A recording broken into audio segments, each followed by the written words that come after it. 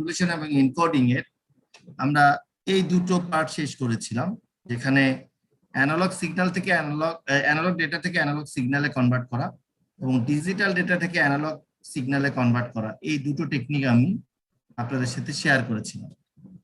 আজকে বাকি দুটো টেকনিক শেষ করবো আশা করি, তারপরে আমরা নেক্সট ক্লাসে আবার নতুন লেকচার শুরু করব।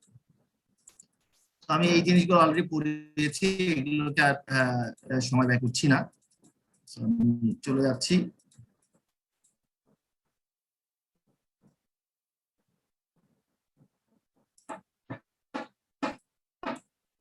ডিজিটাল টু ডিজিটালে আসার আগে অ্যানালগ টু ডিজিটাল কনভার্সন, যেটা অ্যানালগ টু ডিজিটাল কনভার্সন, এই টেকনিকটাতে যাচ্ছি। সো অ্যানালগ থেকে ডিজিটাল আপনারা অলরেডি জানেন, অ্যানালগ ডেটা হচ্ছে কন্টিনিউয়াস একটা ডেটা বা কন্টিনিউয়াস একটা সিগন্যাল ধরতে পারেন, এটাকে আমরা ডিজিটালি কনভার্ট করব। এখন এটা করার জন্য এখানে ইনপুট হিসেবে অ্যানালগ সিগন্যাল থাকবে এবং আউটপুট হিসেবে ডিজিটাল ডেটা আমরা পাবো, যেটা 0 আর 1 বাইনারি ডেটা। তো মাঝখানে তিনটা স্টেপ আছে। মাঝখানে একটা হচ্ছে স্যাম্পলিং করা, 1 নাম্বার স্টেপ। 2 নাম্বার স্টেপ হচ্ছে কোয়ান্টাইজিং করা, আর 3 নাম্বার হচ্ছে এনকোডিং করা। তো এই তিনটা টেকনিক অ্যাপ্লাই করে আমরা অ্যানালগ সিগন্যাল থেকে ডিজিটাল সিগন্যাল পেতে পারি। এখন একটু বুঝাই।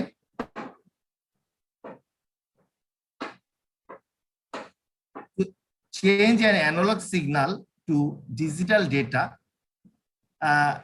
it is called one kind of modulation. এই মডুলেশনটার নাম কি? পালস কোড মডুলেশন বা পিসিএম ইন শর্ট আমরা বলি। সো পালস কোড মডুলেশন কি করে? প্রথমে একটা সিগন্যালকে চপিং করে স্যাম্পলিং করে। মানে একটা সিগন্যাল, এই যে এখানে যে সিগন্যালটা আছে, সেই সিগন্যালটাতে এইরকম, এই সিগন্যালের একটা ফ্রিকোয়েন্সি আছে।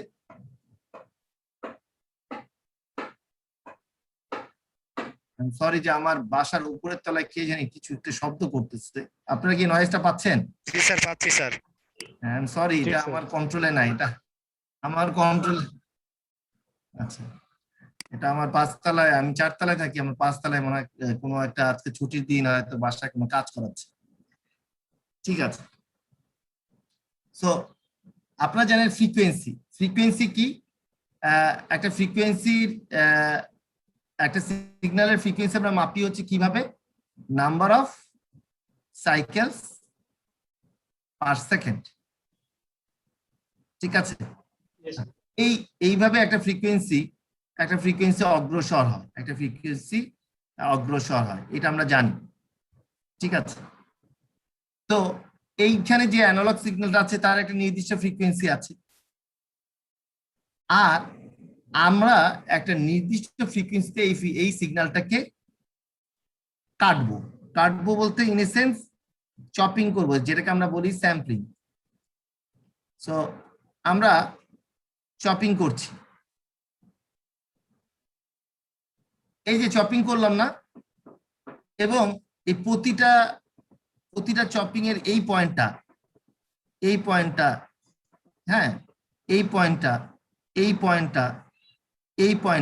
এই যে চপিং করলাম, এই পয়েন্টগুলোকে আইডেন্টিফাই করলাম। দেখেন এই পয়েন্টগুলোর প্রতিটার ভ্যালু আমরা আইডেন্টিফাই করলাম। সে এখানে দেয়া আছে 0 থেকে 5 ভোল্ট, 0 থেকে 5 ভোল্ট। ওকে, সো এটা মনে করেন 2, এটা মনে করেন 3, এটা 4। সো 4 হচ্ছে আমার ম্যাক্সিমাম। তাহলে এই পয়েন্ট দুটো কত হবে বলেন তো? 4। সো এটা 3, এটা 2, এটা 0। সো এটা মাঝখানে 1। সো এইরকম 0 1 2 3 4। সো এই প্রতিটা পজিশনে এটা করে ভ্যালু আছে না? জি স্যার, আছে স্যার। ঠিক আছে। সো এই যে একটা ফ্রিকোয়েন্সিকে যখন স্যাম্পল নেওয়া হয়, এই প্রতিটা একটা করে স্যাম্পল ধরা হয়, এই প্রতিটা একটা করে স্যাম্পল, এই কাজটাকে বলা হচ্ছে স্যাম্পলিং।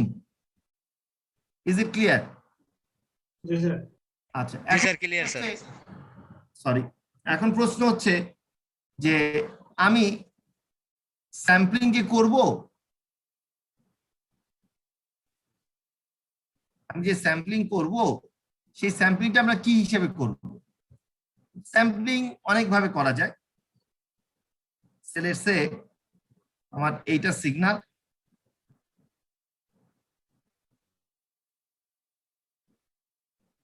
এই সিগন্যালে একটা ফ্রিকোয়েন্সি আছে, সেই ফ্রিকোয়েন্সিটা হচ্ছে, সিগন্যালটা যদি এইরকম হয়, মনে করেন এই ফ্রিকোয়েন্সিটা হচ্ছে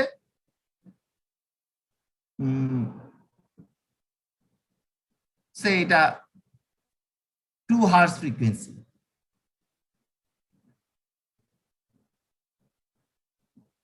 ওকে, মানে 2 হার্জ মানে হচ্ছে এই এতটুকু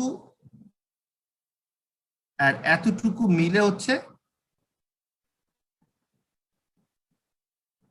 দুইটা অসিলেশন হচ্ছে ধরে নেই। আমি একটু অন্যভাবে আঁকি, তাহলে আপনাদের বুঝতে সুবিধা হবে। ঠিক আছে, এখন ঠিক আছে কি? এটা জি স্যার। 1 সেকেন্ড টাইমে দুইটা অসিলেশন হয়েছে। এটা একটা 2 হার্জ ফ্রিকোয়েন্সি। এই 2 হার্জ ফ্রিকোয়েন্সিকে আমরা যদি স্যাম্পলিং করি, স্যাম্পলিং রেট একটা বলে কথা আছে, স্যাম্পলিং রেট।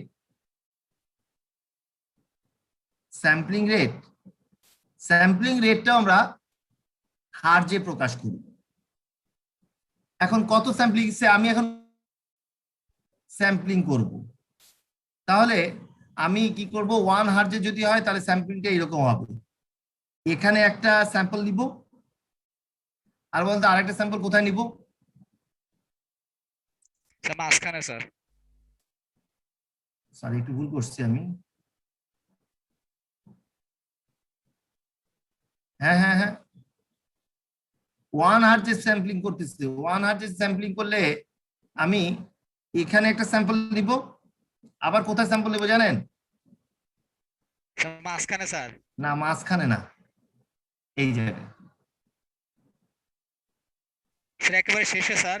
একবারে শেষে গিয়ে জি স্যার। দুইটা স্যাম্পল নিলাম। তো এটা হলো 1 হার্জ। আমি যদি 2 হার্জ স্যাম্পলিং নেই, তাহলে কিরকম হবে বলেন তো? এখানে একটা স্যাম্পল আসবে, এইখানে একটা স্যাম্পল আসবে, শেষে একটা স্যাম্পল আসবে। বুঝতে পারছি কি? জি স্যার। আচ্ছা, স্যার তাহলে 3 হার্জ নিলে তার মানে কি মাঝখানে আরেকটা হবে স্যার? আমি 3 হার্জ না বলে 3 হার্জ আঁকাটা একটু কঠিন হবে আমার জন্য, আমি একটু 4 হার্জ ফ্রিকোয়েন্সি নেই। 4 হার্জ যে এগুলো হচ্ছে স্যাম্পলিং রেট। এই যে এই কালার যেগুলো লিখতেছি এগুলো স্যাম্পলিং রেট। 4 হার্জ হলে এখানে একটা স্যাম্পল নিব, এখানে একটা স্যাম্পল নিব, এখানে একটা নিব, এখানে একটা নিব, শেষে গিয়ে একটা নিব। আমি বুঝাতে পারছি? জি স্যার। তখন এই পজিশন গুলো এইরকম হবে, এইরকম হবে।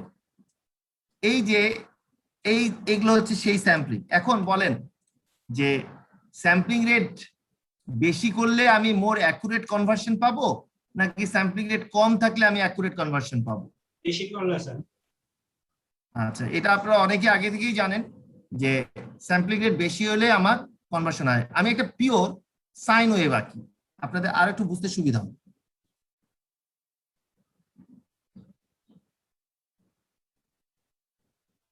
হ্যাঁ,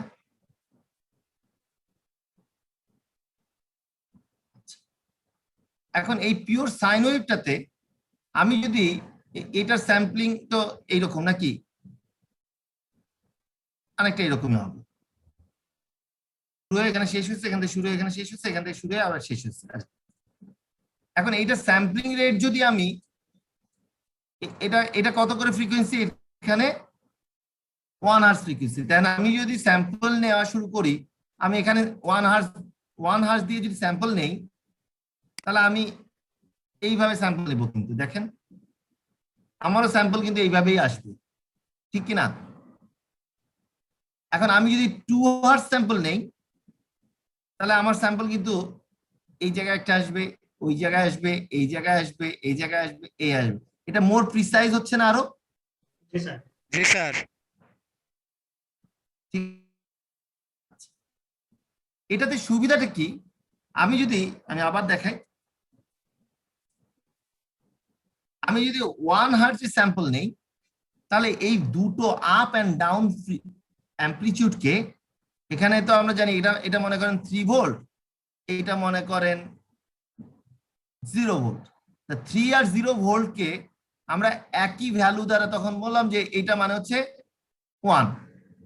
এটা কি শুনতে ভালো লাগবে? 3 আর 0 কখনো 1 হয়? মানে অ্যানালগ 3 ভোল্ট ভ্যালু আর অ্যানালগ 0 ভ্যালু কি 1 হয় বলেন? না। না, হয় না, অ্যাকুরেট হয় না। তাহলে আমরা কি করতে পারি? আমরা স্যাম্পলিং রেটটা বাড়াই দিই। স্যাম্পলিং রেট বাড়াই দিয়ে কি করলাম, এই জায়গায় নিলাম, আবার এই জায়গায় নিলাম, আবার এই জায়গায় নিলাম। এখন বললাম কি, আচ্ছা ঠিক আছে, এটা হাই গেছে, এটা 1, এটা লো গেছে, এটা 0, এটা হাই গেছে, এটা 1, এটা লো গেছে, এটা 0, সে ঠিক আছে, এটা লো এর দিকে যাচ্ছে, এটা 0, এটা হাই এর দিকে যাচ্ছে, এটা 1। এই যে একটা এনকোডিং করলাম, এটা বেশি অ্যাকুরেট হইলো না? জি স্যার। আচ্ছা, এখন আমি যদি স্যাম্পলিং রেট আরো বাড়াই, স্যাম্পলিং রেট আমি কি করলাম, 1 হার্জ ছিল, 2 হার্জ ফ্রিকোয়েন্সিতে করলাম, আমি এটাকে 4 হার্জ করলাম, আমি এটাকে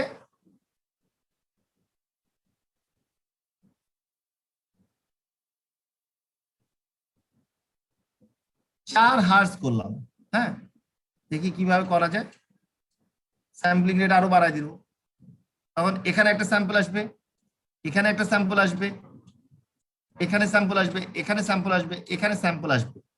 তো এখন দেখেন, এই স্যাম্পলটাকে আমি একটা মনে করেন উপরের দিকে গেছে মানে 1, নিচের দিকে আসছে মানে হচ্ছে 0, উপরের দিকে গেছে মানে 1,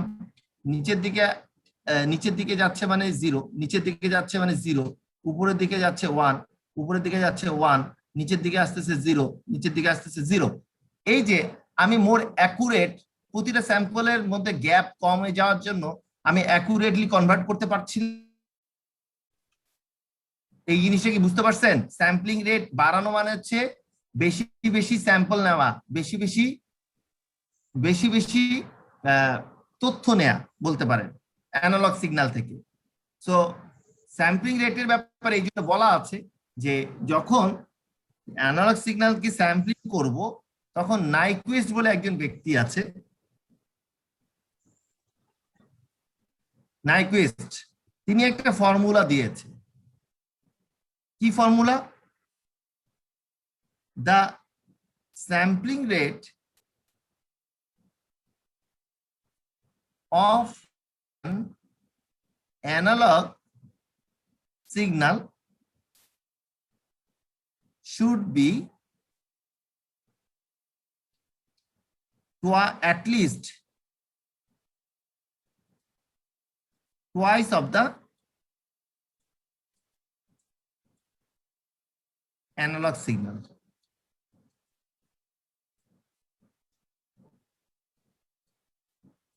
মানে একটা অ্যানালগ সিগন্যাল যদি 1 হার্জের হয়, তাকে স্যাম্পল করতে হবে 2 হার্জে, অ্যাটলিস্ট 2 হার্জে। একটা অ্যানালগ সিগন্যাল যদি 2 হার্জের হয়, তাকে স্যাম্পলিং করতে হবে 4 হার্জে, অ্যাটলিস্ট 4 হার্জে। 4 হার্জের থেকে বেশি করলেও কোনো সমস্যা নাই, বাট অ্যাটলিস্ট 4 হার্জে। তাহলে কি হবে, আমার অ্যানালগ থেকে ডিজিটাল কনভার্সনটা অ্যাকুরেট হবে, মোর অ্যাকুরেট হবে। বোঝা গেছে কি? জি স্যার। এখন স্যাম্পলিং করলাম,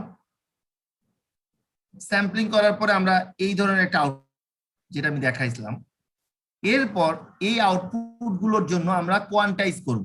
কোয়ান্টাইজ মানে হচ্ছে এই প্রতিটা জায়গার, প্রতিটা ডিসক্রিট পয়েন্টের ভ্যালু মাপবো। কিভাবে? ওই যে ভোল্টেজের আকারে, এটা 0 থেকে সে 10 ভোল্টেজ, তাহলে 0, 1, এটা 2, এটা 3, এটা 4, 5, এইভাবে আপ টু 10 পর্যন্ত। তাহলে প্রতিটা পজিশনের কি আমি ভোল্টেজ পেলাম না? জি স্যার, পাইছি স্যার। আচ্ছা, এরপর প্রতিটা ভোল্টেজের জন্য আমি একটা করে ভ্যালু দিব। প্রতিটা ভোল্টেজের জন্য আমি একটা করে ভ্যালু দিব। সেই ভ্যালুটা হবে সে আমি যদি এরকম আমার এই ভোল্টেজটা যদি এখান থেকে শুরু হলো, তো এই ভোল্টেজটা যদি ঊর্ধ্বমুখী হয়, এখান থেকে যদি ঊর্ধ্বমুখী হয় সে, তাহলে আমি ভ্যালুটা দেব 1। এখান থেকে যদি ঊর্ধ্বমুখী হয় তাহলে ভ্যালুটা দিব কত? 2। না, আমার তো বাইনারি। 1 জি স্যার, তাহলে 1 স্যার, সবগুলো 1 হবে স্যার। হ্যাঁ, এটা থেকে যদি ঊর্ধ্বমুখী হয় ভ্যালুটা দিব 1। এখান ভ্যালুটা কি স্যার নিম্নমুখী, তাহলে ভ্যালুটা দিব 0 স্যার। 0। স্যার এই নিম্নমুখী, উপরেটা 1 হবে না স্যার? এখান থেকে তো নিম্নমুখী, এই জন্য এই পজিশনটাতে আমরা শুরু করছি এই জায়গা থেকে। জি স্যার। আচ্ছা, আবার এখান থেকে নিম্নমুখী 0, এখান থেকেও নিম্নমুখী 0, আবার এখান থেকে কিন্তু ঊর্ধ্বমুখী না 1, আবার এখান থেকে ঊর্ধ্বমুখী 1। স্যার এইভাবে কন্টিনিউয়াসলি লাস্টটা আন্ডি, এই যে এই কাজটা যে করলাম না, এই কাজটাকে কি বলে? এনকোডিং। সো এই মানে ঊর্ধ্বমুখী হলে এক ধরনের বিট, নিম্নমুখী হলে এক ধরনের বিট। এটা একটা সিম্পল এনকোডিং, খুবই সিম্পল একটা এনকোডিং। এ বাদেও বিভিন্ন রকমের এনকোডিং টেকনিক আছে। হ্যাঁ, তাহলে কোয়ান্টাইজিং কোনটা, এই প্রসেসটা? হ্যাঁ, সিগন্যালটা কি যে কোয়ান্টাইজিং? সিগন্যালটাকে ভ্যালু দ্বারা মানে কোয়ান্টাইজিং হচ্ছে আপনি স্যাম্পলিং করলেন, স্যাম্পলিং করে এটা পেলেন না, এখন এই প্রতিটা ডিসক্রিট পজিশনের একটা করে ভ্যালু আছে না ভোল্টেজ লেভেলে?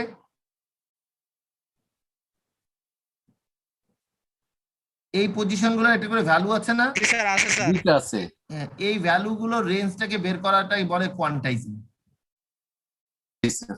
এই অ্যামপ্লিটিউড ভ্যালুটাকে বের করাটাই হচ্ছে কোয়ান্টাইজিং। আগে কি ছিল? আগে তো কন্টিনিউয়াস ছিল, দেখেন এটা কন্টিনিউয়াস ছিল। এখানে কি নির্দিষ্ট এই জায়গার এই জায়গা, এই যে এই জায়গাটা এখন বের করতে পারবো কেন? বের করতে পারবো বলেন তো? এটা একটা স্যাম্পল নিচ্ছি, এই জায়গাটা আমি বের করতে পারবো কেন? এটা একটা স্যাম্পল নিচ্ছি। এই জায়গাটা বের করতে পারবো, এটা একটা স্যাম্পল নিচ্ছি। এই স্যাম্পলিং করার পরে আপনি ভ্যালু যখন বের করতে পারতেছেন, এটাকে বলা হচ্ছে কোয়ান্টাইজিং। Is it clear? জি স্যার। ওকে, এখন তারপরে আপনারা যখন আবার এগুলোকে একটা নির্দিষ্ট ফর্মুলায় যখন 0 আর 1 এ কনভার্ট করতেছেন, সেটাকে আমরা বলতেছি কি? এনকোডিং। এটাই হচ্ছে আমাদের অ্যানালগ টু ডিজিটাল কনভার্সনের পালস কোড মডুলেশন টেকনিক। আপনাদের আরো কোনো প্রশ্ন আছে? বোঝা গেছে কি? জি স্যার, বুঝছি স্যার। এটা আর একটু দেখেন, the term measuring the amplitude of the signal at equal intervals. So এখানে দেখেন একটা আইডিয়াল স্যাম্পলিং করা হয়েছে, অ্যানালগ সিগন্যাল, তাকে স্যাম্পলিং করছি, সিগন্যালের উপরে আমরা চপিং করছি। চপিং করছি মানে হচ্ছে আমরা একটা করে স্যাম্পল নিচ্ছি। আবার এটা হচ্ছে আইডিয়াল স্যাম্পলিং। আর ন্যাচারাল স্যাম্পলিং হচ্ছে একটা নির্দিষ্ট সময় ধরে স্যাম্পলিং নেওয়া, এটা একটা সময়। হ্যাঁ, এবং একটা নির্দিষ্ট সময় নিয়ে আমরা স্যাম্পলটা নিচ্ছি, এইটা একটা স্যাম্পল, এটা একটা সময়। ঠিক আছে, এটাকে ন্যাচারাল স্যাম্পলিং বলে। আবার এবং এখানে কখনো দেখবেন না আমি ভ্যালুটাকে ওভারসিট করছি, বাট ফ্ল্যাট টপ স্যাম্পলিং এ দেখেন এই যে ওভারসিট বা মানে এটাকে ওভার এস্টিমেট বা আন্ডার এস্টিমেট, এইটাকে বলা হয় ফ্ল্যাট টপ স্যাম্পলিং। দেখেন, এইটা হচ্ছে একটা ন্যাচারাল স্যাম্পলিং, এটা হচ্ছে, তো 3 ধরনের স্যাম্পলিং আছে: ideal sampling, natural sampling and flat top sampling. সবগুলোই কিন্তু অ্যানালগ সিগন্যালকে আমরা চপিং করতেছি। এবং ওই যে নাইকুইস্ট ফর্মুলা একটু আগে আমি লিখে দিলাম, according to Nyquist theorem the sampling rate must be at least 2 times the highest frequency content in the signal. একটা সিগন্যাল তো আমরা এতক্ষণ তো একটা আইডিয়াল সিগন্যাল দিচ্ছি, এটা তো একটা ফিক্সড ফ্রিকোয়েন্সি। হ্যাঁ, এখন ফ্রিকোয়েন্সি সবসময় তো সাইন ওয়েভ হয় না, ফ্রিকোয়েন্সি কখনো এরকম হবে, কখনো আবার অল্প হবে, কখনো আবার এরকম হবে, কখনো আবার অল্প হবে, এরকমই ফ্রিকোয়েন্সি হয়। তো এখানে হাইয়েস্ট ফ্রিকোয়েন্সি কোন জায়গায় আছে? এই জায়গাটা না? জি স্যার। এই ফ্রিকোয়েন্সির অ্যাটলিস্ট টু টাইমস বড় ফ্রিকোয়েন্সি দ্বারা এই সিগন্যালটাকে স্যাম্পলিং করতে হবে, তাহলে আমরা অ্যাকুরেট ডেটা কনভার্সন পাবো। এটা হচ্ছে স্যাম্পলিং। আমি নীল কালার যেটা আছে এটা হচ্ছে স্যাম্পলিং। স্যাম্পলিং রেটটা তাহলে কত হবে? একটা সিগন্যালে যতটা যে হাইয়েস্ট ফ্রিকোয়েন্সি থাকবে তার টু টাইমস। বোঝা গেছে? জি স্যার। সরি, আমি আগে ওইটা পড়ালাম অ্যানালগ টু ডিজিটাল। সো আমাদের চারটা টেকনিক ছিল: digital to analog, analog to analog, analog to digital. Analog ডিজিটালের মধ্যে শুধু পালস কোড মডুলেশনটাই আমরা পড়াই। ডেল্টা মডুলেশন কনসেপ্টটা অলমোস্ট কাছাকাছি, একদম কাছাকাছি, শুধু এনকোডিং মেকানিজমটা আলাদা। এখান থেকে শুধু আমি পালস কোড মডুলেশনই পড়াই, এটাই শুধু দরকার। Delta modulation you don't need. আবার ডিজিটাল টু ডিজিটাল আমরা সবগুলো পড়াই না, আমরা শুধু unipolar, polar, bipolar, multi level, multi transition সব পড়াই না। ডিজিটাল টু ডিজিটাল কনভার্সনের জন্য শুধু ইউনিপোলারটা আমরা পড়াই। So let's check.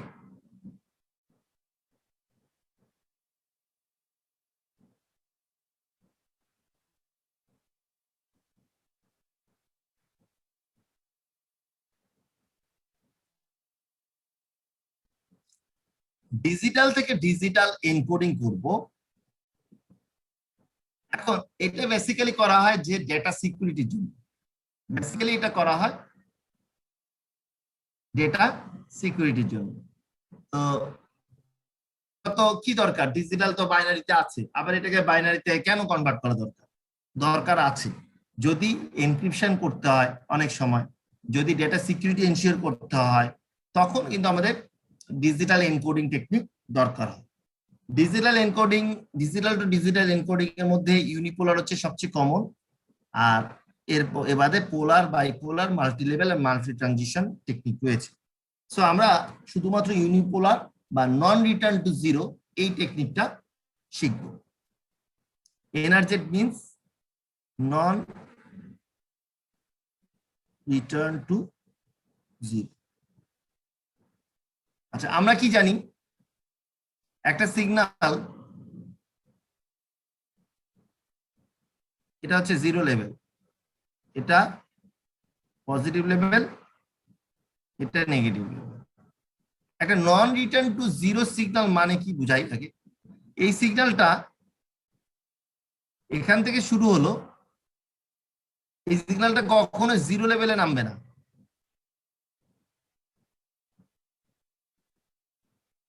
হয় নেগেটিভ হবে নাহলে পজিটিভ স্যার। আর নেগেটিভ হবে নয়তো পজিটিভ হবে। এই সিগন্যালটা কখনোই এখানে এসে এইখান দিয়ে যাবে না, এটা কখনোই এই সিগন্যালটাকে আমরা বলি হচ্ছে নন রিটার্ন টু জিরো সিগন্যাল। বোঝা গেছে? জি স্যার। এখন এই সিগন্যালটা আমরা কিভাবে, আমরা ডিজিটাল টু ডিজিটাল কনভার্সনের জন্য এই সিগন্যালটাকে আমরা কিভাবে ইউটিলাইজ করতে পারি? Let's see.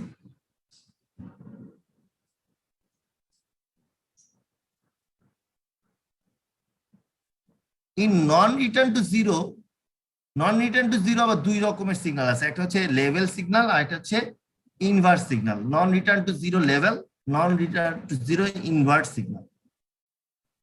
সো এখানে একটা ডিজিটাল ডেটা আছে, দেখা যাচ্ছে 0 জি স্যার। 0 0 1 1 1 0। এখন এটাকে যদি আমি non return to zero level সিগন্যালে কনভার্ট করি, এটা তো একটা ডিজিটাল ডেটা। এই ডিজিটাল ডেটাকে একটা ডিজিটাল সিগন্যালে কনভার্ট করব। What is digital signal? Digital signal কি? High low 01 sir. যে সিগন্যাল গুলো কন্টিনিউয়াস থাকে না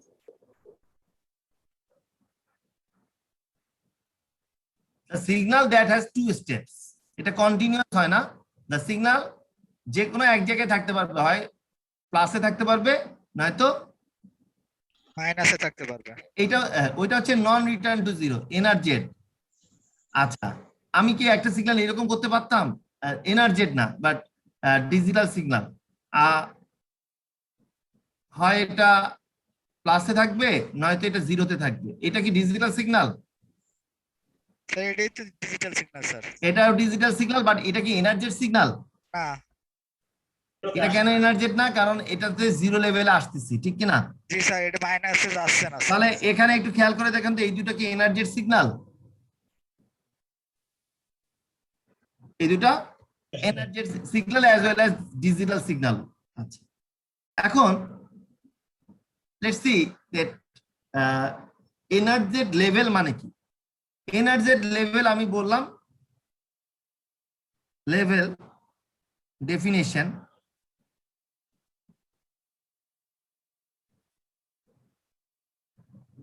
জিরো মানে হচ্ছে পজিটিভ ভোল্টেজ, আর ওয়ান মানে হচ্ছে নেগেটিভ ভোল্টেজ। এটা আমি বলে নিলাম। আবার উল্টাটাও বলতে পারি, অর বলতে পারি জিরো মানে হচ্ছে নেগেটিভ ভোল্টেজ আর পজিটিভ ভোল্টেজ, দুটো যে কোনো একটা ধরতে পারি, বাট এই আমাদের উদাহরণটা এইটা ধরা আছে, ঠিক আছে?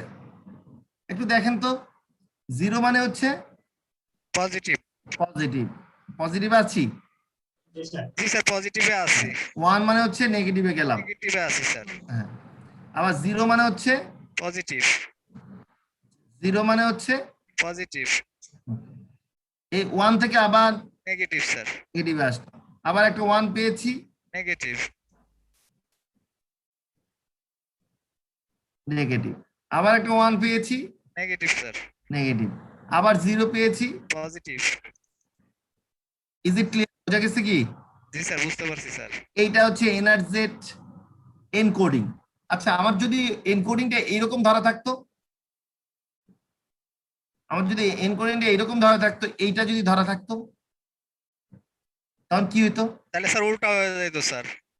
আচ্ছা, জিরো মানে হচ্ছে, আমি এটা দাগ দিয়ে নেই,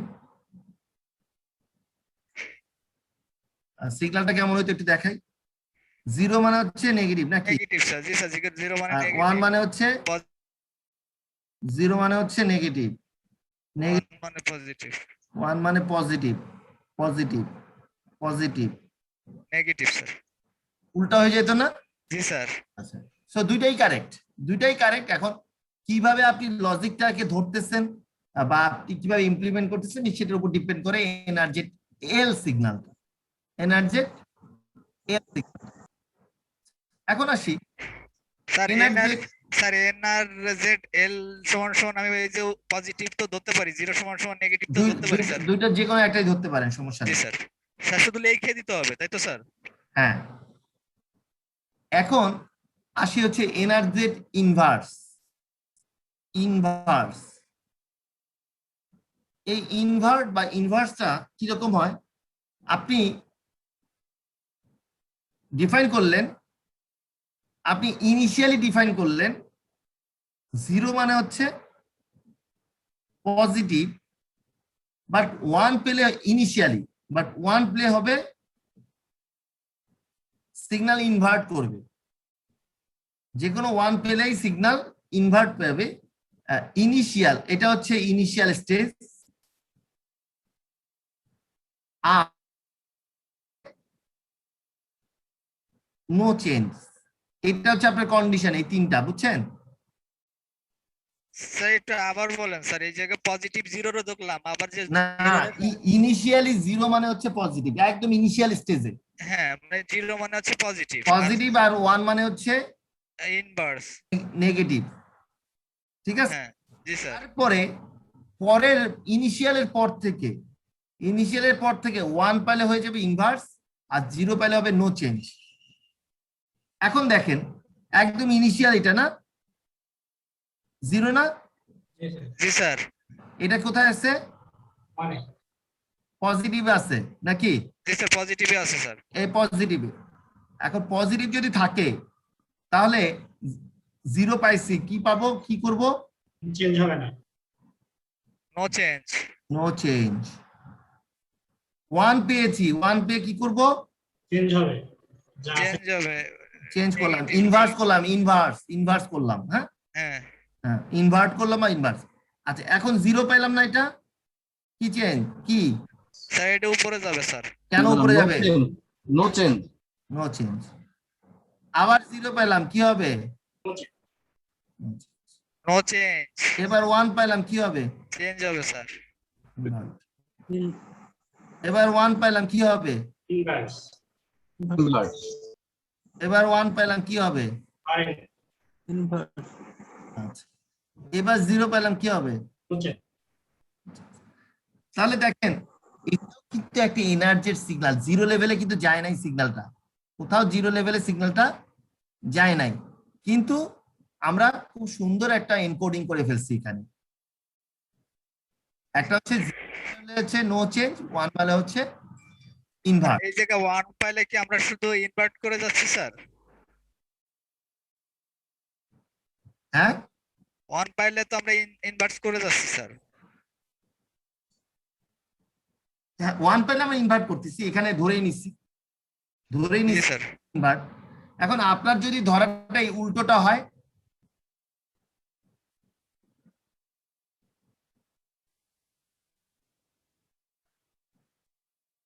আপনার যদি ধরাটা এরকমও হইতে পারে, 1 পাইলে নো চেঞ্জ, 0 পাইলে, ইনভার্ট। তাহলে এই সিগন্যালটা কি হবে বলেন তো? না, ইনিশিয়ালি যেখানেই থাকি, সে আমি ইনিশিয়ালি পজিটিভে থাকলাম, হ্যাঁ, 0 পাইছি, কি করব? চেঞ্জ হবে ইনভার্ট। 1 পাইছি, নো চেঞ্জ, নো চেঞ্জ। 0 পাইছি, ইনভার্ট। ইনভার্ট, 0 পাইছি, ইনভার্ট। 1 পাইছি, নো চেঞ্জ, 1 পাইছি, নো চেঞ্জ। 1 পাইছি, নো নো চেঞ্জ চেঞ্জ। 0 পাইছি, ইনভার্ট। ইনভার্ট। বোঝা গেছে কি? জি স্যার বুঝতে পারছি স্যার। So, এইখানেই কিন্তু আমি এই যে এই অ্যাজাম্পশনটার উপর বেস করে আমি কি করতেছি, এখানে আমি এই অ্যাজাম্পশনটার উপর বেস করে এনকোডিং করছি। এই এনকোডিংটার নামই হচ্ছে লাইন কোডিং টেকনিক, বা এই এনকোডিংটার নামই হচ্ছে লাইন কোডিং টেকনিক। এই যে line coding technique, line coding টেকনিকের মাত্র একটা প্রসেস আমরা দেখলাম, unipolar non return to zero. এখন আপনার প্রশ্ন করতে পারেন, স্যার আমরা একটা কেন দেখতেছি? এখন ব্যাপার হচ্ছে, আমরা কিন্তু কম্পিউটার সায়েন্স স্টুডেন্ট, হ্যাঁ, আমরা সিগন্যালিং এর ডিটেলসটা আমাদের জানার দরকার নাই, আমাদের শুধু দরকার ডিজিটাল টু ডিজিটাল কনভার্সন বা এনকোডিং টেকনিক জিনিসটা কি, সেই কনসেপ্টটা আমাদের জানা দরকার। বাট ইলেকট্রিক্যাল ইঞ্জিনিয়ার যারা হয়, তারা এই ফিজিক্যাল লেয়ারের একদম ডিটেলস অফ সিগন্যালিং তাদের জানতে হয়, বাট আমাদের বেসিকটা জানা দরকার। এই জন্য আমরা সিলেবাসে শুধু বেসিকটা ইনক্লুড করি। বোঝা গেছে কি? জি স্যার। আমরা একটা মাত্র ধারণা দেই যে ডিজিটাল, কারণ আমাদের সিলেবাস অনেক বড়, তো এগুলো ডিটেলস পড়াতে যাই, সো আমরা উই ক্যানট ফরওয়ার্ড। হ্যাঁ, এই কারণে আমরা শুধুমাত্র ইউনিপোলারটাই পড়াই, সিলেবাসেও শুধু এনার্জেটি পড়ানো হয়। এই মোটামুটি আমার আপনাদের সাথে এই লেকচারটার ব্যাপারে। আমি আরেকটা লেকচার শুরু করবো আজকে, আরো 10 মিনিট 15 মিনিট ক্লাস নিব। তো এই লেকচারে কারো কোনো প্রশ্ন আছে কিনা? আচ্ছা, আপনাদের গুগল ক্লাসরুমে আমি কোন পর্যন্ত ক্লাস লেকচার আপলোড করছি? লেকচার 3 করছি কি? স্যার গুগল ক্লাসরুম এখনো ক্রিয়েট করেন নাই। আপনাদের গুগল ক্লাসরুমে এখনো ক্রিয়েট করা হয় নাই? শিওর? ওকে, ঠিক আছে। তাহলে আমি আজকে ক্রিয়েট করে আমি রনি আমার সাথে একটু যোগাযোগ করতে হবে, রনি একটু ইমেল করে রাখলেই হবে, আমি গুগল ক্লাসরুমের ডিটেইলসটা দিয়ে দিব আর কি আজকে ক্রিয়েট করে। ঠিক আছে স্যার। জি স্যার। আমাকে একটি ইমেল করে রাখলে হবে, sir please send me the Google classroom code. এটা দিলে আমি গুগল ক্লাসরুমটা ক্রিয়েট করে আমি পাঠিয়ে দেব। ঠিক আছে, আর সব লেকচারগুলো ওখান থেকে আপলোড করা যাবে। Okay sir. এখন আসি, আমি একটা নতুন লেকচার শুরু করব আজকে।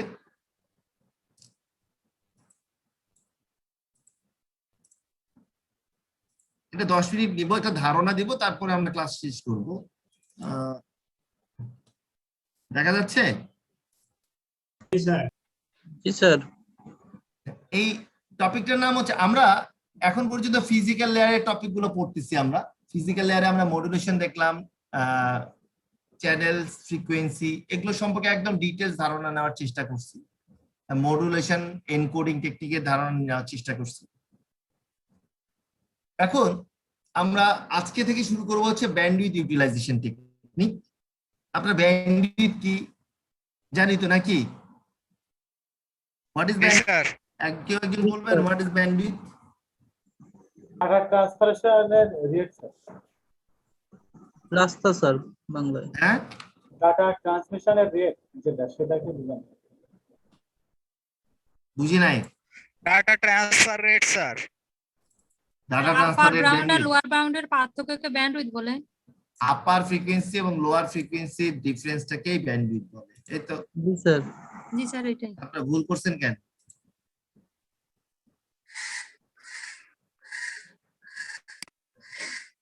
কথা বোঝা গেছে? আপার ফ্রিকোয়েন্সি আর লোয়ার ফ্রিকোয়েন্সির ডিফারেন্সটাকে আমরা বলি ব্যান্ডউইথ। জি স্যার, একটা রাস্তার সাথে কল্পনা করা যায়।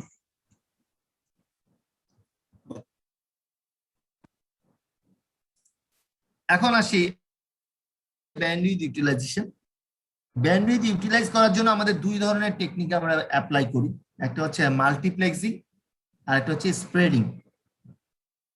তো একটু দেখাই দামি জিনিস আপনাকে। এর আগের দিন আমরা ব্যান্ডউইথের ডেফিনিশন বুঝিয়েছিলাম অনেকটা এরকম। আপনাকে দেওয়া হলো 88.0 থেকে 89.0, এই ফ্রিকোয়েন্সি স্পেকট্রামটা দেওয়া হলো। আপনার ব্যান্ডউইথ কত?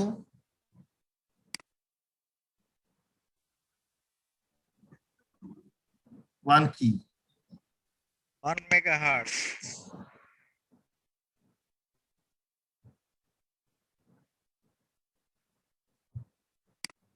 আপার মাইনাস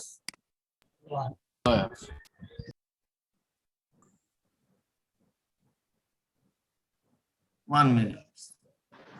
এখন এই 1 মেগাহার্টজ ফ্রিকোয়েন্সিকে আপনি ইউটিলাইজ করতে চাচ্ছেন, ঠিক আছে? একদম বেস্ট ইউটিলাইজ করতে চাচ্ছেন। The best utilization is the wise use of available bandwidth to achieve specific goals. And efficiency can be achieved by multiplexing, and signal privacy and anti-jamming by hacking can be achieved by anti-hacking. Anti-jamming by anti-hacking can be achieved by spreading. এখন multiplexing এর মাধ্যমে আমি ইফিশিয়েন্টলি data পাঠাতে পারবো, আর spreading টেকনিকের মাধ্যমে আমি আমার data privacy এবং অ্যান্টি জ্যামিং ঠেকাতে পারবো। এখন প্রশ্ন হচ্ছে যে স্যার আমি কেন ডেটা প্রাইভেসি দিয়ে কিভাবে ব্যান্ডউইথ ইউটিলাইজেশন করি? ডেটা প্রাইভেসি দিয়ে ব্যান্ডউইথ ইউটিলাইজেশন করি, মনে করেন সেন্ডার এখানে, রিসিভার এখানে।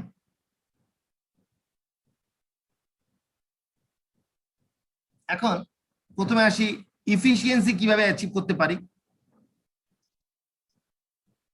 আমার এখানে একটা লিংক আছে,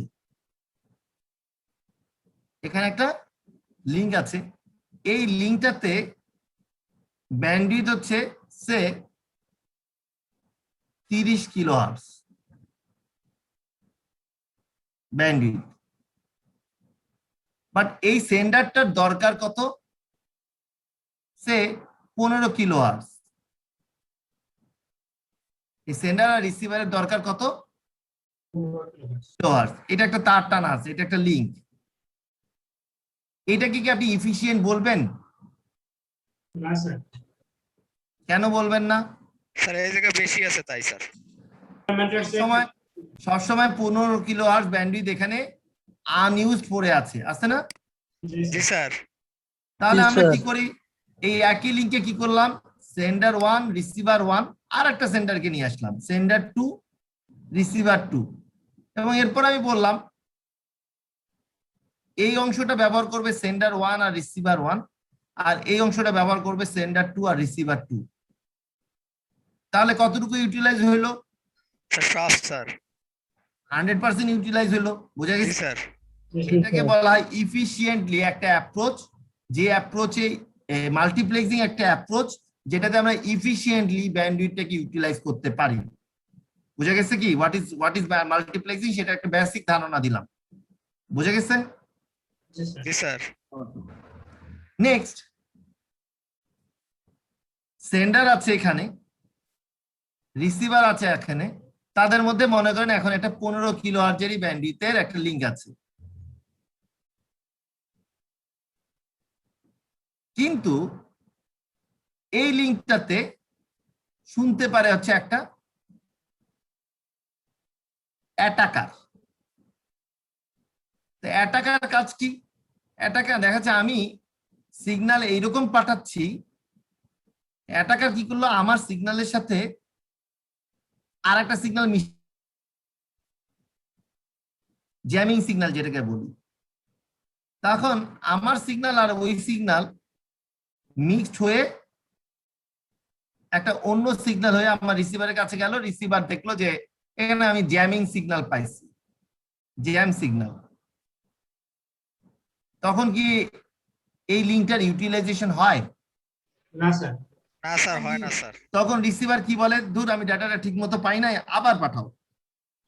ডাটাটা ঠিক মতো পাই নাই, আবার পাঠাও। কাকে বলে? সেন্ডারকে বলে। ঠিক আছে?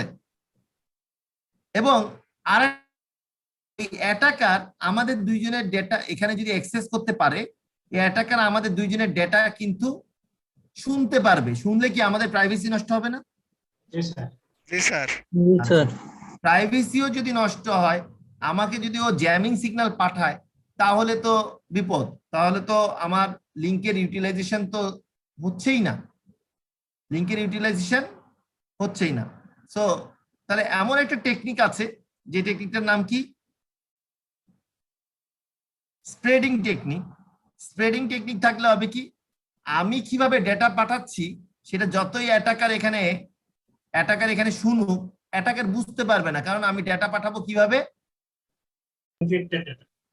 এনক্রিপ্ট করে। ডিক্রিপ্ট হবে কোথায়? রিসিভারের কাছে। এমন একটা প্রসেসে এনক্রিপ্ট করব, এমন একটা প্রসেসে ডিক্রিপ্ট করব যে অ্যাটাকার ওই ডেটা শুনলেও কিছু লাভ নাই। এটা একটা জিনিস।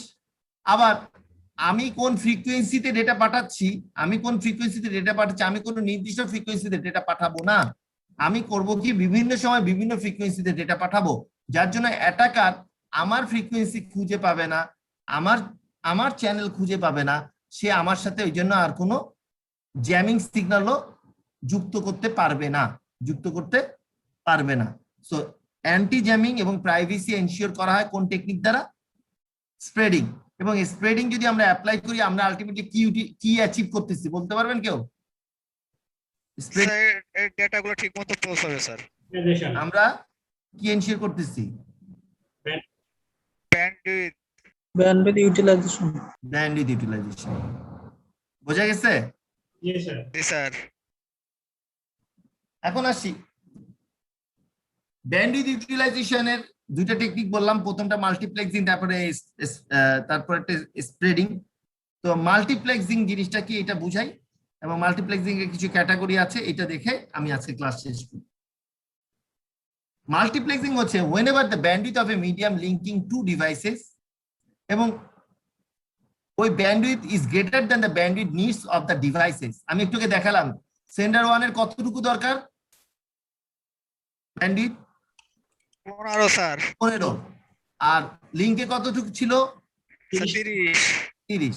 That means whenever the bandwidth of a medium linking two devices is greater than the bandwidth needs of the devices, the link can be shared। এই লিংকটা কার কার মধ্যে আমি শেয়ার করছিলাম ওখানে? দুইজন স্যার। সেন্ডার 2 আর রিসিভার 2 এর মধ্যে। জি sir. Multiplexing is the set of techniques that allows the simultaneous transmission of multiple signals across a single data link। এইটা হচ্ছে মাল্টিপ্লেক্সিং কনসেপ্ট। লিংক থাকবে একটা, চ্যানেল থাকবে n সংখ্যক, চ্যানেল থাকবে 1 number channel, 2 number channel, n number channel. এখন 1 number sender, 1 number receiver, 2 number sender, 2 number receiver, n number sender, n number receiver. তারা n সংখ্যক নোডকে n চ্যানেল দ্বারা আমরা কমিউনিকেশন করাইতে পারি না? পারি স্যার। এই কনসেপ্টটাকে কি বলা হয়? Multiplexing. One link, n channels and n users can communicate successfully with each other. এটাকে বলা হয় মাল্টিপ্লেক্সিং। ক্লিয়ার? জি স্যার। আচ্ছা, জিনিসটা অনেকটা এরকম, আমাদের এটা ডুয়েট। এখন ডুয়েটের সামনে দিয়ে একটা তার গেছে, একটা ফাইবার অপটিক তার গেছে। এখন এই ফাইবার অপটিকটা কি ডুয়েট থেকে এটা গাজীপুর BTCL এক্সচেঞ্জ। এখন এই ডুয়েট থেকে ডুয়েটের জন্য কি এটা ডেডিকেটেড না স্যার। নাকি এটা shared? Share sir. Share sir, share. কারণ এটা রাস্তার উপর দিয়ে গেছে, এটা পাবলিক প্রপার্টি। কারণ এটা যেমন ডুয়েট ব্যবহার করে, এইদিকে আর কি কি অর্গানাইজেশন আছে? বাংলাদেশে অর্ডিন্যান্স ফ্যাক্টরি আছে, ডিজেল প্ল্যান্ট আছে, তারপরে টাকসার আছে, ঠিক না? তো সবাই কি করে এই লিঙ্ক দিয়ে তাদের ডেটা পাঠায় না? আচ্ছা, এই যে একই লিঙ্ক দিয়ে যে আমি n সংখ্যক ইউজারের ডেটা পাঠাচ্ছি, একই লিঙ্ক দিয়ে যে টেকনিকে পাঠাচ্ছি, এই টেকনিকটাই কি? মাল্টিপ্লেক্সিং। মাল্টিপ্লেক্সিং। বোঝা গেছে? জি স্যার। মাল্টিপ্লেক্সিং 3 রকমের। এর মধ্যে দুই ধরনের মাল্টিপ্লেক্সিং আছে, frequency division multiplexing, wavelength division multiplexing and time division multiplexing. Frequency division multiplexing and wavelength division multiplexing কে আমরা অ্যানালগ মাল্টিপ্লেক্সিং বলি, আর আমরা ডিজিটাল মাল্টিপ্লেক্সিং বলি। এবং এই তিনটা টেকনিকে these are the set of techniques that allows the simultaneous transmission of multiple signals across a single data link. Multiplexer একটা device যে কিনা মাল্টিপল স্ট্রিম অফ সিগন্যালকে কম্বাইন করে into single stream signal. That means many সিগন্যালকে সে একটা সিগন্যালে convert করে। আর ডিমাল্টিপ্লেক্সার অনেকগুলো সিগন্যাল থেকে একটা করে সিগন্যালকে আলাদা করে। জিনিসটা অনেকটা এরকম। আচ্ছা, আমরা আজকের ক্লাসে আর এফডিএম শুরু করব না, আমরা আগামী ক্লাস থেকে এফডিএম শুরু করব। আজকে আমি জাস্ট মাল্টিপ্লেক্সিং কি, স্প্রেকট্রাম স্প্রেডিং কি, ব্যান্ডউইথ ইউটিলাইজেশন কি, এই জিনিসটা দেখালাম। হোপফুলি এইখান থেকে আমি 8 নাম্বার স্লাইড থেকে আগামী ক্লাসে শুরু করব। সো আপনাদের যদি কারো কোনো প্রশ্ন থাকে ইউ ক্যান আস্ক।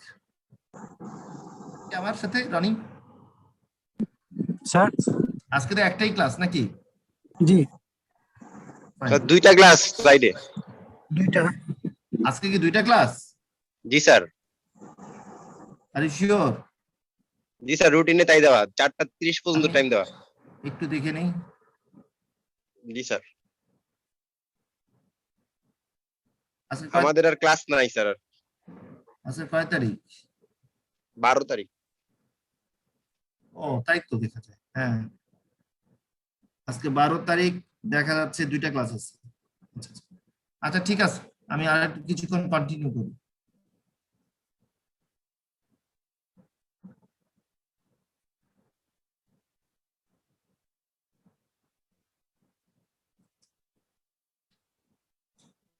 আমার স্ক্রিনটা দেখা যাচ্ছে? জি স্যার। জি স্যার। ঠিক আছে। সো আমরা 3 ধরনের মাল্টিপ্লেক্সিং টেকনিক দেখলাম, 3 ধরনের ক্যাটাগরি দেখলাম। একটা হচ্ছে ফ্রিকোয়েন্সি ডিভিশন মাল্টিপ্লেক্সিং, আর একটা হচ্ছে ওয়েভলেন্থ ডিভিশন মাল্টিপ্লেক্সিং, আর একটা হচ্ছে time division multiplexing. So let's start with frequency division multiplexing. Frequency division multiplexing প্রথম দিকে সবার আগে শুরু হয়েছিল টেলিফোন এক্সচেঞ্জের জন্য, টেলিফোন লাইনের জন্য। টেলিফোন লাইনের জন্য এটা একটা আদর্শ উদাহরণ, যে আপনারা কেউ কি জানেন যে টেলিফোন এক্সচেঞ্জ গুলো কিভাবে কাজ করে? জি স্যার। টেলিফোন ব্যবহার করছেন কখনো? জি স্যার জি স্যার করছি স্যার। অ্যানালগ ফোন কিভাবে কাজ করে? স্যার ওইটা আমরা ডায়াল করতাম অথবা সুইচি করতাম, এক্সচেঞ্জ থেকে একজন অপারেটর থাকতো, তিনি ওইটা রিসিভ করে বলতো যে কোন নাম্বারে আমরা চাচ্ছি, উনি আবার একটা কর্ড ওখানে ইন করাই দিত, ইন করাই এবার দুইটা কর্ড এক করে দিয়ে তারপর কথা বলাই দিত। Fine. আপনি ব্যবহার করছেন? আপনার বাড়ি কোথায়? যশোর স্যার। যশোর। কত সালে ব্যবহার করছেন? 98 স্যার, 97 98। এটা আর্লি 90s। 98 97।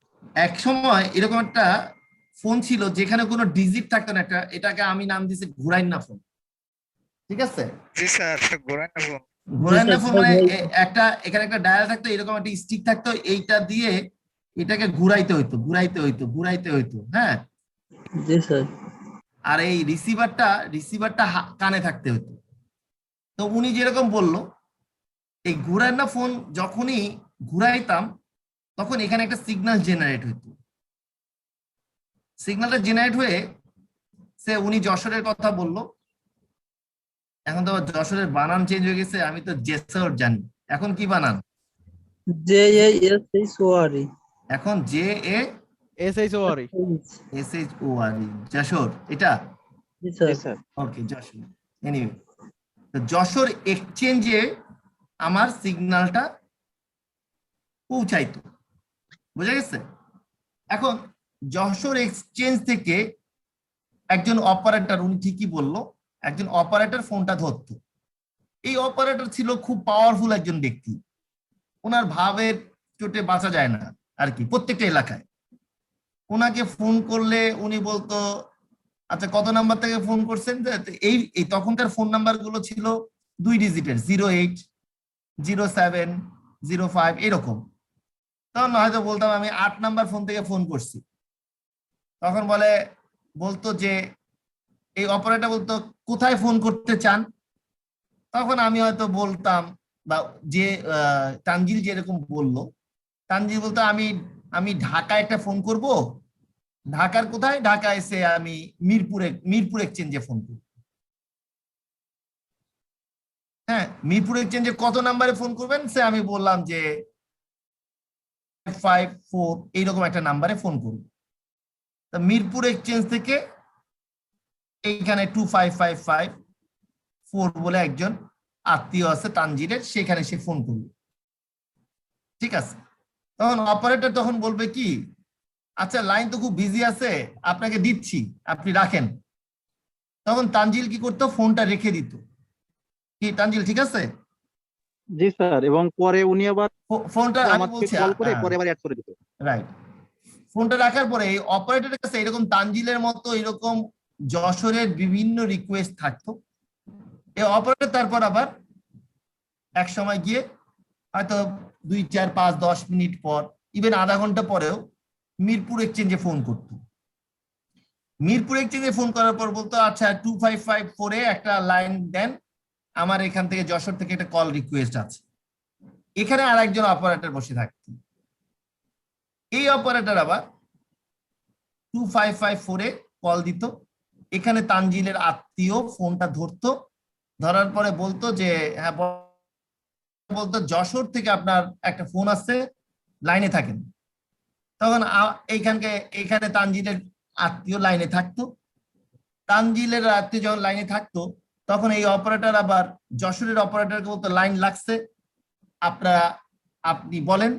তখন এই অপারেটর আবার তানজিলকে ফোন করতো, লাইন লেগে গেছে, লাইন কথা বলেন এবং কথা শর্ট করবেন। এটা হচ্ছে তাদের প্রথম শর্ত। তারপর তো তানজিল আর তার আত্মীয় কথা বলা শুরু করলো।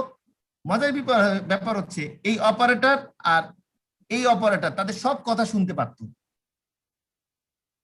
তাদের কথা শুনতে পারতো এবং কথা বলতেছে তারা টি আর এ কথা বলতেছে, হঠাৎ করে কিছু ভৌতিক আওয়াজের মতো কথা শর্ট করেন বা কথা বলেন না, এইরকম কথাবার্তা বলতো। কে বলতো এই কথাটা? এই কথাগুলো বলতো হচ্ছে অপারেটর। কারণ এই লাইনটা কিন্তু ব্যস্ত রাখছে কে? লাইনটা ব্যস্ত রাখছে এই টি আর এ। এইটা ছিল এক সময়ের অ্যানালগ ফোন সিস্টেম। আমি কি বুঝাতে পারছি? জি স্যার। জি স্যার। একটা ফোন কলটা যেতে সেট হইতে আধা ঘন্টা লাগতো। এখনকার কি এখন আর লাগে? এখন তো না স্যার আমরা যায়। স্যার। তাহলে তো বিল তো অনেক আসতো। তখনকার বিল না ওইটা মিনিট হিসাব করে আসতো। বিল এগুলোর অ্যানালগ ফোন ছিল তো, খালি কপার ওয়্যার ব্যবহার হতো, তো যার জন্য বিল অত বেশি আসতো না। কপার ওয়্যার আর রেডিও লিঙ্ক ব্যবহার হতো এগুলো। এই জন্য দেখবেন যে প্রত্যেকটা জেলা শহরে, বাংলাদেশের প্রত্যেকটা জেলা শহরে টিএনটি অফিস আগে বলতাম, আগে আমরা বলতাম টেলিগ্রাফ অ্যান্ড টেলিফোন অফিস। হ্যাঁ, এখন এই অফিসগুলোর নাম হয়ে গেছে বিটিসিএল অফিস, কোম্পানি লিমিটেড। আর আগে ছিল সরকারি রাষ্ট্রায়ত্ত প্রতিষ্ঠান টিএনটি। প্রত্যেকটা জেলার টিএনটি অফিসে একটা করে বড় টাওয়ার পাবেন, দেখছেন? জি স্যার আছে স্যার। দেখছি। এখানে একটা করে লাল লাইট জ্বলে, একটা রেড লাইট জ্বলে, এখনো আছে, এখনো প্রত্যেকটা জেলায় আছে। এক জেলা থেকে ওই যে যশোর থেকে এইটা ঢাকা, এই যে এইটা রেডিও লিঙ্কে এই কমিউনিকেশনটা হইতো, ওয়্যারলেসলি হইতো। Is it clear? জি স্যার। ফোনের যেহেতু গল্পটা আসলো, তাই এই গল্পটা শোনাই দিলাম, কারণ নিউ জেনারেশন অনেকেই এই গল্পটা জানেন না। জি স্যার। স্যার ওই অপারেটর গুলো এখন কি করে? ওই অপারেটর এখন ডিউটি চেঞ্জ করে দেওয়া হয়েছে, ওই অপারেটর গুলোকে করতে হবে, ওই অপারেটর গুলোকে অ্যাটলিস্ট ডিপ্লোমা কমপ্লিট থাকা লাগবে। তারা বুঝে গেছে না, মানুষের তো হারাই গেছে। আপনাদেরকে আবার যেহেতু ফোন রিলেটেড, যখন মোবাইল ফোন বাংলাদেশে প্রথম আসলো, সিটিসেল প্রথমে আনছিল সেই 90, 91, 92, মাস লেভেল আসলো 1997-এ, যখন গ্রামীণ ফোন আসলো। মোবাইল ফোন কিনতে পারছিল না স্যার। না, তো তাই বলে কি মোবাইল করি নাই? তখন এক ধরনের ব্যবসা ছিল। কি ব্যবসা? 25 টাকা নিত মিনিট স্যার, 12 টাকা নিত। ফোন ফ্যাক্সের ব্যবসা ছিল না? জি স্যার ছিল স্যার। কালের বিবর্তনে এই ব্যবসাটা কি হারাই গেছে? স্যার গেছে স্যার। আগে পাড়া মহল্লায় একটা মোবাইল দেখা যাচ্ছে 4 কোম্পানি মোবাইল দিয়ে এসে বসে আছে, একজন অপারেটর কে ভাই কোথায় করবেন, এবং ওই ব্যাটার কাছে যদি মোবাইলে গিয়ে যদি 1 মিনিট 1 সেকেন্ড কথা বলছেন, তো কয় মিনিটের টাকা কাটতো? 1 মিনিটের। 2 মিনিট। 1 মিনিট 1 সেকেন্ড হইলে 2 মিনিটের টাকা কাটতো। জি স্যার 2 মিনিটের কাটতো স্যার। তারপরে কি পালস টালস আসলো, 10 মিনিট 10 সেকেন্ডের পালস, 20 সেকেন্ডের পালস। এখন আমরা এক একজনের কাছে 2-3টা করে মোবাইল, এখন একটা স্মার্ট ফোন, একটা এই ফোন। হ্যাঁ, তো চিন্তা করা কোন যুগ আমরা দেখে আসছি। খুব বেশি দিন আগে না, এই 15 বছর, 15-17 বছর, 2000 এর দিকে স্যার, 2000 এর দিকে। 2000 সালের দিকে। তো আমার মনে আছে আমি রংপুর থেকে আসছি। মোবাইল আছে স্যার। হ্যাঁ, 15 কোটির উপরে বাংলাদেশে মোবাইল আছে। হ্যাঁ সেটাই। আমার মনে আছে যে আমি রংপুর থেকে ঢাকায় আসছি 99 সালে, প্রায় 21-22 বছর হচ্ছে। তো তখন ডিজিটাল ফোনে ফোন করা খুব এক্সপেন্সিভ, তখন ডিজিটাল ফোন চলে আসছে। রংপুরে ডিজিটাল ফোনে ফোন করা খুব এক্সপেন্সিভ। তো আমার এখনো মনে আছে আমি ফার্মগেটে থাকতাম, কিন্তু আজিমপুরে কিছু চোরাই লাইন থাকতো। আজিমপুরে অ্যানালগ ফোনের কিছু চোরাই লাইন থাকতো, সেখানে পার মিনিট 20 টাকা করে রাখতো, আর ডিজিটাল ফোনে পার মিনিট 75-80 টাকা করে রাখতো রংপুরে ফোন করার জন্য। তখন তার মোবাইলের যুগ ছিল না। 99 সালে কেবল মোবাইল আসছে, কিন্তু সারা দেশব্যাপী নদীর ওপারে কিন্তু মোবাইল নেটওয়ার্ক যেতে সময় লাগছে। যার জন্য বাড়িতে যখন ফোন দিতাম, ওই আজিমপুর চলে যেতাম, 5 টাকা টেম্পো ভাড়া দিয়ে আমরা চলে যেতাম আজিমপুরে। ওখান থেকে লাইন লাগে না, ওই যে বললাম অপারেটরের উপর ডিপেন্ড করে। আধা ঘন্টা 1 ঘন্টা পরে হঠাৎ করে লাইনটা লাগলো বাসায়, তো বাসায় এরকম 5 মিনিট পর্যন্ত কথা বললে 20 টাকা করে মিনিট, তার পরের মিনিট কথা বললে 10 টাকা করে মিনিট। সেইভাবে 5-7 মিনিট কথা বলতাম হয়তো সপ্তাহে বা 15 দিনে একবার। আর এখন আলহামদুলিল্লাহ আমরা বাবা মার খবর নিতে পারি প্রতি ঘন্টায় ঘন্টায়। একটা কমিউনিকেশন, তো বুঝতে পারতেছেন এই কমিউনিকেশনটার নাম হচ্ছে কমিউনিকেশন, যেটা কিনা আপনাদের সাবজেক্ট ডেটা এন্ড টেলিকমিউনিকেশন। খুব ইম্পর্টেন্ট, খুব ইম্পর্টেন্ট। তো আলহামদুলিল্লাহ আমরা এই ফিল্ডে পড়াশোনা করছি এবং এই জিনিসটার বিবর্তনটা আমাদের চোখে দেখছি আর কি। ওকে, সো যে জায়গায় ছিলাম আমরা ফ্রিকোয়েন্সি ডিভিশন মাল্টিপ্লেক্সিং, এখানে এই 3টা ফোন একটা এক্সচেঞ্জে চলে যেত। আমাদের প্রত্যেকেরই সে অফিসিয়াল এক্সচেঞ্জ হতে পারে, এটা একটা জাংশন পয়েন্ট, এটা রাস্তায় রাস্তায় একটা পোল থাকে, পোলের মধ্যে মাল্টিপ্লেক্সার থাকে, এখান থেকে একটা কমন তার চলে যেত। দেন আমার লিঙ্কটাকে তিনটা ফ্রিকোয়েন্সিতে ভাগ করলাম। আপনাদের মনে আছে কিনা জানি না, আমরা গত স্লাইডে দেখেছিলাম B+30, ঠিক না? তারপরে B+30 থেকে B+60, আবার B+60 থেকে B+90, এইভাবে 3টা চ্যানেল ভাগ করছিলাম, মনে আছে? জি স্যার। আচ্ছা, ছিল 30 কিলোহার্জ, সবগুলোই স্যার 30, পুরো 30 কিলোহার্জ করে ছিল, ঠিক কিনা? আচ্ছা জি স্যার। তো এই তো প্রতিটা চ্যানেলে আমরা এইভাবে 3টা চ্যানেলে ভাগ করে এই ইউজারকে চ্যানেল 1 দিয়ে, এই ইউজার দেখাচ্ছে এর সাথে কমিউনিকেট করতেছে, এই ইউজারকে চ্যানেল 2 দিয়ে এর সাথে কমিউনিকেট করে দিলাম, এই ইউজারকে চ্যানেল 3 দিয়ে এর সাথে কমিউনিকেট করে দিলাম। এখন 3টা চ্যানেল দিয়ে 3টে ইউজারকে কমিউনিকেট করে দিলাম, এই কনসেপ্টটাকে বলা হচ্ছে ফ্রিকোয়েন্সি ডিভিশন মাল্টিপ্লেক্স। বুঝে গেছে? স্যার ফোন যদি বেশি থাকে এবং চ্যানেল কম থাকে তখন কি হবে স্যার? হ্যাঁ, সেখানে আসতেছি। এটা প্রথমত হচ্ছে আগে ডেফিনিশনটা বললাম, আগেই তো যদি প্রবলেম বলেন তাহলে তো আমি ডেফিনিশনে কি প্রবলেম বলবো? ডেফিনিশনে প্রবলেম বলবো না। ওকে, ডেফিনিশনের পরে এখন উনি প্রশ্ন করলো, যেটা আমি পরবর্তীতে বলতামই, যদি 3 জনের চ্যানেল আছে 3টা, ইউজার আছে 3টা, 3 জনের থেকে যদি বেশি চ্যানেলের সংখ্যা থেকে যদি বেশি ইউজার সংখ্যা থাকে তাহলে কি পাবো? আমি চ্যানেল বিজি পাবো, এটাই স্বাভাবিক। আগের ডিজিটাল ফোন বলে না, যেহেতু এটা অ্যানালগ টেকনিক, অ্যানালগ ফোন সিস্টেমে আমরা অনেকবার ট্রাই করতাম, ওই যে বললাম একটু আগে, আজিমপুরে গিয়ে অনেকবার ট্রাই করতাম, কল ঢুকতো না, কারণ কি? চ্যানেল বিজি থাকতো, চ্যানেল বিজি থাকতো। আর যদি চ্যানেল রাখছি এখানে 3টা কিন্তু সবসময় ইউজার একটা, তখন আমার ইউটিলাইজেশন কম হবে না? তখন সবসময় এখানে এই ইউজার নাই, এই ইউজার নাই, এইটা নাই, এটা নাই, একটা ইউজার, এই দুটো চ্যানেল কখনো ব্যবহার হবে না স্যার। তাহলে আপনি এই ইনভেস্টটা করছেন কেন? আপনি একটা চ্যানেলেরই রাখতেন লিংক, কেন আপনি এতগুলো ব্যান্ডউইথের তার টানছেন? ঠিক কি না? তাহলে উচিত আমার আগে সার্ভে করে নেওয়া, একটা এলাকায় কয়জন ইউজার আছে, একটা এলাকায় 3 জন ইউজার আছে, তাহলে 3 জন ইউজারের জন্য। একটা এলাকায় 10 জন ইউজার আছে, তাহলে লিংকটা হবে কয়জন ইউজারের জন্য? 10 ইউজার্সের জন্য। এইভাবেই তার টানতে হবে, তাহলে এফডিএম দিয়ে আমরা কি এনশিওর করতে পারবো? ব্যান্ডউইথ ইউটিলাইজেশন করতে পারবো। ক্লিয়ার? জি স্যার। এফডিএম প্রসেসের একটা ছবি দেখাই। Each telephone generates a signal of similar frequency range. These signals are modulated into different carrier frequencies. একটু দেখাই।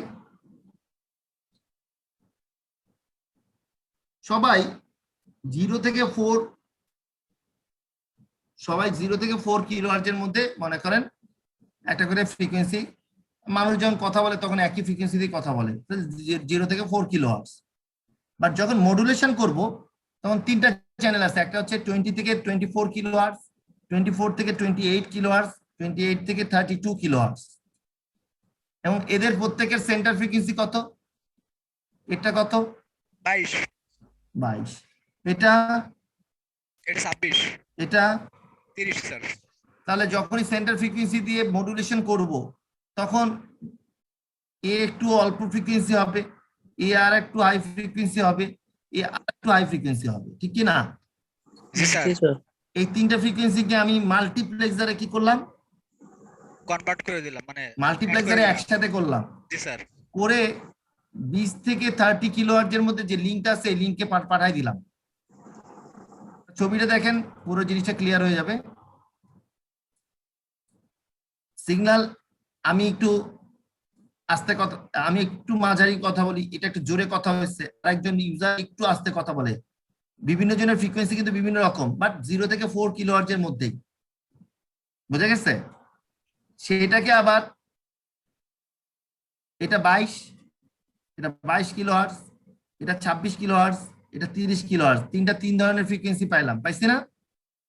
এই 3টাকে যখন যোগ করলাম তখন এইটা হচ্ছে একটা লিংকে 3 জনের ফ্রিকোয়েন্সি একসাথে গেল। জি স্যার। এই টেকনিকটা হচ্ছে ফ্রিকোয়েন্সি ডিভিশন মাল্টিপ্লেক্সিং প্রসেস। এখন রিসিভার এন্ডে যখন এটা ডিমাল্টিপ্লেক্সিং হবে বা এটা যখন রিসিভ হবে, separates the individual signals from their carriers and passes them to the waiting receivers. এখানে আমাদের ডিমাল্টিপ্লেক্সারে ফিল্টার আছে, ফিল্টার, এটাকে এই ফিল্টারটার নাম হচ্ছে কি? Band pass filter. ফিল্টারটা অনেকটা এরকম ছাঁকনির মতো, ব্যান্ড পাস ফিল্টার। আমরা ছাঁকনিতে কি করি বলেন তো? ছাঁকনি দিয়ে কি ছাকি স্যার। কি ছাকি?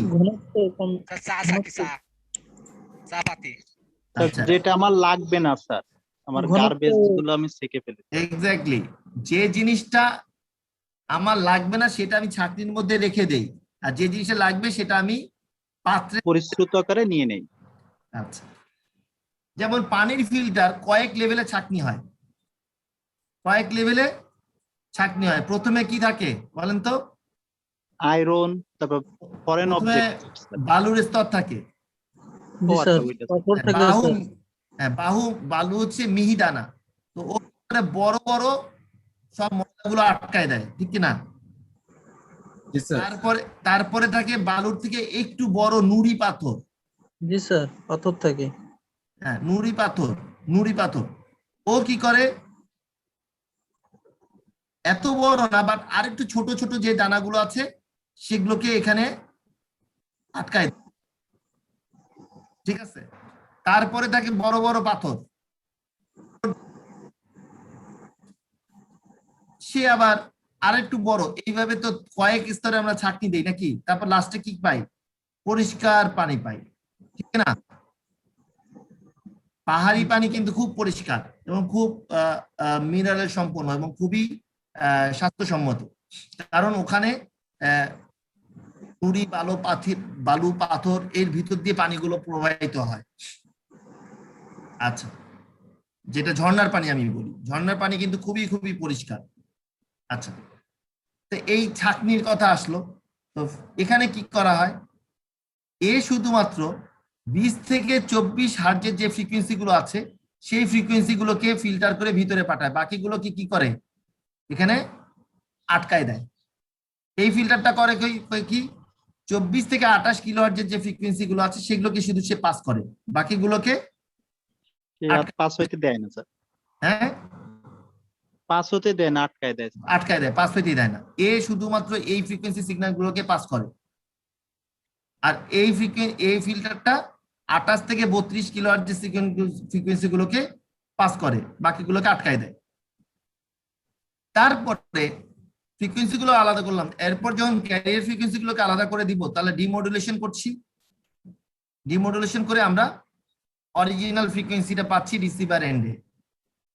জিনিসটা এরকম, সিগন্যাল আসলো, ফিল্টারিং করে আমরা কি পেলাম, এগুলো হচ্ছে মডুলেটেড সিগন্যাল। মডুলেটেড সিগন্যাল থেকে যদি আমি ক্যারিয়ার ফ্রিকোয়েন্সি বাদ দিয়ে দিই, আমি কি পাবো, আমরা অরিজিনাল সিগন্যালটা। তো মাল্টিপ্লেক্সিং এর যে কাজটা হচ্ছে, মাল্টিপ্লেক্সিং এর যে কাজটা করছে, অরিজিনাল সিগন্যালের সাথে ক্যারিয়ার ফ্রিকোয়েন্সি যোগ করে আমরা মডুলেটেড সিগন্যাল পাচ্ছি, তারপর সেটা আবার মাল্টিপ্লেক্সারে যোগ করে একসাথে একই লিংকে পাঠাচ্ছি। যখন একই লিংকে আসলো তখন আমরা এই ব্যান্ড পাস ফিল্টার দিয়ে ফিল্টার আউট করে সিগন্যালই নির্দিষ্ট ক্যারিয়ারে পাঠাইলাম। তারপর এখান থেকে আবার ক্যারিয়ার ফ্রিকোয়েন্সি গুলোকে বাদ দিলাম, বাদ দিলে আমরা অরিজিনাল সিগন্যাল পাইলাম। এইটাই কি বলি, এই টেকনিকটাকে আমরা কি বলতেছি, ডিভিশন মাল্টিপ্লেক্সিং। বুঝে গেছে? জি স্যার।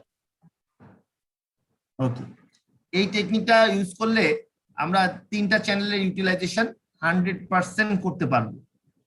আর 3-এর বেশি অধিক ইউজার আসলে আমরা কোনো আমরা চ্যানেলকে বিজি পাবো।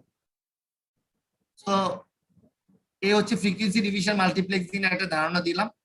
আমি এক্সাম্পল 6টা আপনাদের আমি এটা আপলোড করে দিব। এটা আপনাদের একটু আপনারা নিজের এই অঙ্কটা করার চেষ্টা করবেন, না বুঝলে আমি আগামী দিন করে দিব। এবং এখানে যে ওই যে উদাহরণটা দেখলাম সেই উদাহরণটারই আরেকটা রূপ।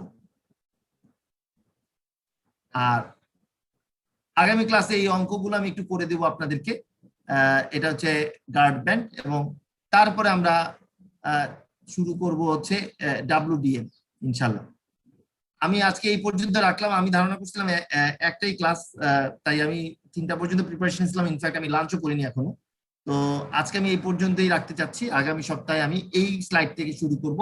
বাট স্লাইডটা আপলোড করে আপনাদেরকে যেটা বলবো যে আপনারা এইটার নিজেরা বোঝার চেষ্টা করবেন, কারণ অলরেডি আপনার ফ্রিকোয়েন্সি, ব্যান্ডউইথ, চ্যানেল এই সম্পর্কে ধারণা পেয়ে গেছেন। এটা যদি আপনারা বুঝতে পারেন আমি আগামী দিন বুঝাই দেব ইনশাআল্লাহ। জি স্যার। আর আশা করি এই লেকচারটা শেষ হলে আমি একটা ক্লাস টেস্ট নিব, তবে এই লেকচার স্লাইডটা শেষ হওয়ার পরে, নট এই লেকচারটা শেষ হওয়ার আগে না। এই লেকচারটা শেষ হওয়ার পরে, মানে ব্যান্ডউইথ ইউটিলাইজেশন, মাল্টিপ্লেক্সিং এবং স্প্রেডিং টেকনিকটা বোঝানোর পরে আমি একটা আপনাদের ক্লাস টেস্ট নেব ইনশাআল্লাহ। কোন চ্যাপ্টারের উপর নেবেন স্যার?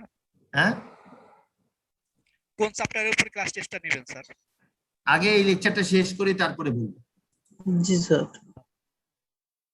তো আজকে এই পর্যন্ত থাকলো। Okay, see you in the next week ইনশাআল্লাহ। আসসালামু আলাইকুম স্যার। আসসালামু আলাইকুম স্যার।